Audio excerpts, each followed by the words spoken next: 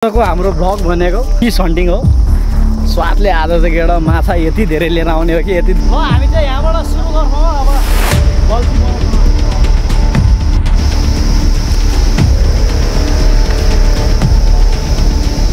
के हो बल्छी पसे क्या हो यता हेर अब हस्पिटल लगेर अब यसो गर्नुपर्छ। यतिमै मुझे खतै छिराएछ अम्लामै। ल केटालाई फाइनली हस्पिटल लिएर आयौँ हामी तीनजना मिलेर हस्पिटल ल्यायौँ। अब भिडियो एक्सरे गऱ्यो। हेलो गाइज वाट्सएप स्वागत छ तपाईँलाई मेरो न्यू भ्लगमा। र आजको भ्लगमा चाहिँ हामी माछा मार्न जान्छौँ। फाइनली हामी चाहिँ सब सामान रेडी भइसक्यो। अब चाहिँ हामी हिँड्यौँ खोलातिर। अब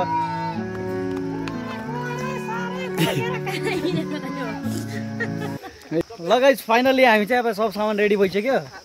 र हामी चाहिँ सब रेडी बनाएर अब हिँडिसक्यौँ खोलातिर माछा मारेर। आजको हाम्रो भ्लग भनेको फिस हन्टिङ हो।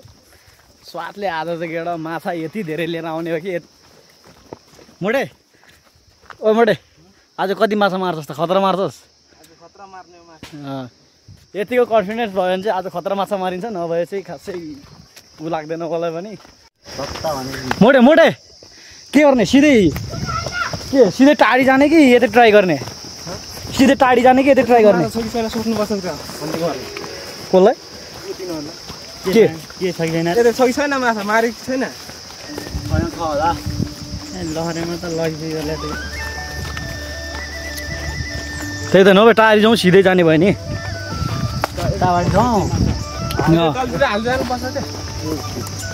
नभए तलतिर हाल्दै गरेर मासतिर टाढीतिर निक्लिने हो त हाइडोबाट।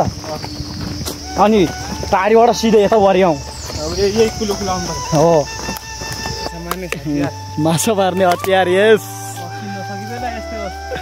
अब हाम्रो गाउँतिर चाहिँ फिसिङ रड काम हुँदैन किनकि अब माछा त्यस्तो हाई लेभलको माछा नि हुँदैन। यस्तो मिडियम जो अलिअलि हेर्न लायकको माछा हुन्छ। त्यही भएर त्यो अलिक फिसिङ रडै चाहिँ काम हुँदैन। त्यही भएर फिसिङ रडको साइड चाहिँ यस्तो चोया हुन्छ युज गर्छौँ। निगालो कि के भन्छ यसलाई केटा? चोया भन्छ। अनि अर्को भाषाबाट चाहिँ के भन्छ? अर्को भाषाबाट के भन्दैन यत्रो। यसलाई अरू भाषाबाट चाहिँ निगालो कि के भन्छ? त ठिकै छ। अब हाम्रो भाषामा चोया हो। अब त्यही बुझ्नुहोस्।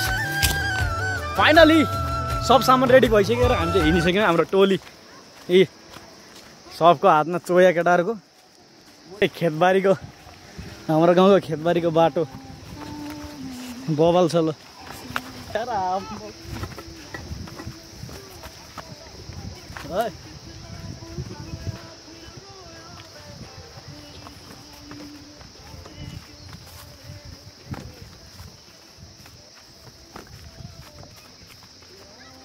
केटाहरू अब बबाल कुद्छ नि यार। आफूलाई कुद्नु नि सक्छ। ल हामी चाहिँ हिँड्यौँ है। धानको बारी नै धानको बारी बबाल धानको बारी छ।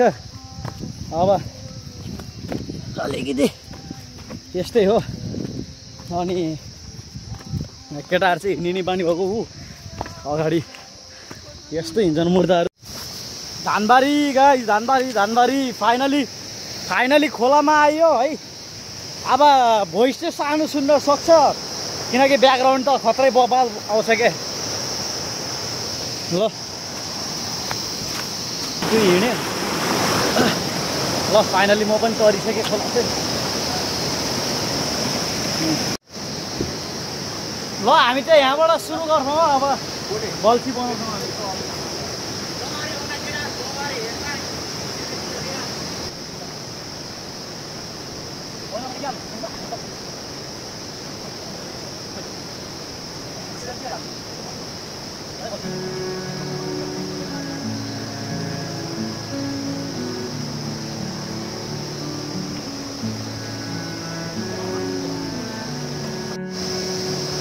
ल सब रेडी भइसक्यो होइन। अब चाहिँ हामी भनेको किरा भनेपछि त्यो ढुङ्गा मुनि पाउँछ एउटा पानीमा त्यो खोज्छौँ। केटाहरू खोज्दैछन् है। ऊ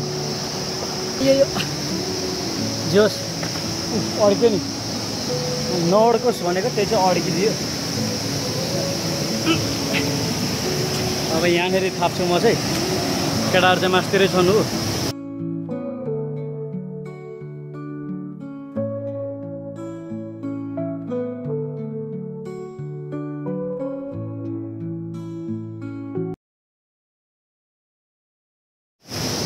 यार यो ठाउँमा ठुङ्दा नि ठुङ्गेन ठाङठुङ केही पनि गरेन है तलतिरै जाउँ अब यस्तो एक ठुङ्दैन यार मरे ठाङठुङ केही गर्दैन कसरी अब गर्ने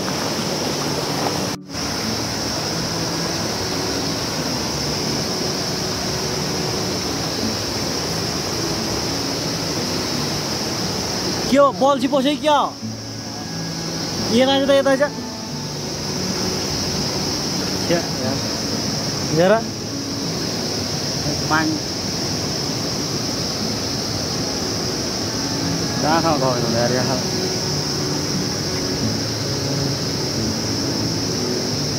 झिकझिक बिस्तारै झिक केटाले हातमै पारिहाल्यो यो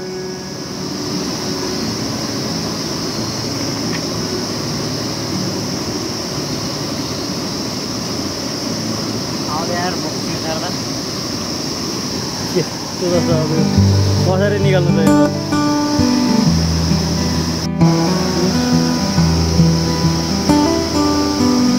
घुम्छ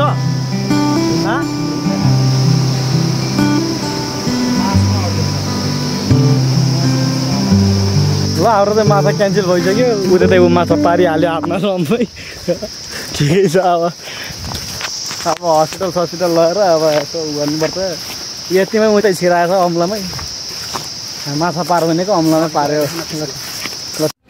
ल केटालाई फाइनल्ली हस्पिटल लिएर आयौँ हामी तीनजना मिलेर हस्पिटल ल्यायौँ अब भिडियो एक्सरे गऱ्यो जस नर्मली छ अरे जस अब त्यही सुई हानेर लट्याएर निकाल्ने कुरा छ ल फाइनली केटाको सक्सेसफुल भयो अम्लाको त्यो बल्छी पनि निकाल्यो तर स्कुटी छैन ए छ